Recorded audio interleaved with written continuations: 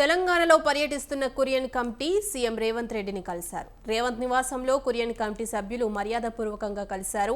లోక్సభ ఎన్నికల్లో అనుకున్న స్థాయిలో సీట్లు రాకపోవడంపై దృష్టి పెట్టిన ఏఐసీసీ కురియన్ కమిటీని నియమించింది. రాష్ట్రానికి వచ్చిన కురియన్ కమిటీ సభ్యులు లోక్సభ ఎన్నికల్లో ఓడిపోయిన గెలిచిన అభ్యర్థులతో ముఖాముఖి నిర్వహించారు.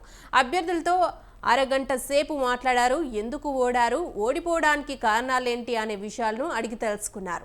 ఇవాళ కూడా కురియన్ కమిటీ పర్యటన కొనసాగనుంది. ఇవాళ అసెంబ్లీ నియోజకవర్గాల ఇన్ఛార్జీలతో భేటీ కానుంది. దీనిపై కురియన్ కమిటీ నివేదిక రూపొందించి అధిష్టానానికి సమర్పించనుంది.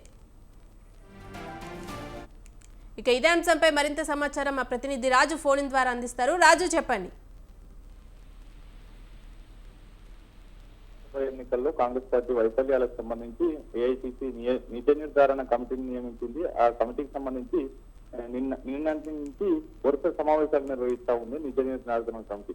అయితే కురియన్ కమిటీ ముందు ఇటీవల పోటీ చేసినటువంటి పార్లమెంట్ ఎన్నికల్లో పోటీ చేసినటువంటి 16 మంది అభ్యర్థులు కూడా హాజరయ్యారు. ఒక పెద్దపల్లి ఎంపీ వంశీకృష్ణ మాత్రం హాజరు కాలేదు. ఇతర ముందస్తు కార్యక్రమాలు ఉండటంతో హాజరు కాలేకపోతున్నానని తెలిపారు. అయితే ఇవాళ కూడా ఈ యొక్క కమిటీ వరుస సమావేశాలు నిర్వహించనుంది. మొదట హైదరాబాద్ పార్లమెంట్ నియోజకవర్గంలో ఉన్నటువంటి డిసిసి అధ్యక్షులతో పాటు ఆ నియోజకవర్గం పార్లమెంటు నియోజకవర్గంలోనే ఉన్నటువంటి అసెంబ్లీ నియోజకవర్గాల్లో పోటీ చేసినటువంటి ఎమ్మెల్యే అభ్యర్థులతో కూడా మొదట సమావేశం అవుతారు.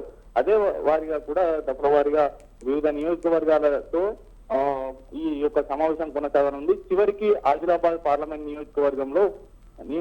నియోజకవర్గంలోని ఎమ్మెల్యే క్యాండిడేట్స్ తోని అలాగే ఎమ్మెల్యేలతోని అక్కడ ఉన్నటువంటి డిసిసి అధ్యక్షులతోని సమావేశం ముగుస్తుంది. ఓవరాల్ గా ఈ యొక్క నిన్న జరిగినటువంటి సమావేశంలో ఎందుకు ఓడిపోయామనేటటువంటి అభిప్రాయ సేకరణ జరిగింది. దాంతో పాటుగానే నియోజకవర్గాల్లో నేతలు ఎవరైనా పరస్పర సహకారం అందించలేదా, సమన్వయంతో ముందుకు వెళ్ళలేదా అనేటటువంటి అంశానికి సంబంధించి కూడా పూర్తిగా ఆరా తీసినట్లయితే తెలుస్తా ఉంది.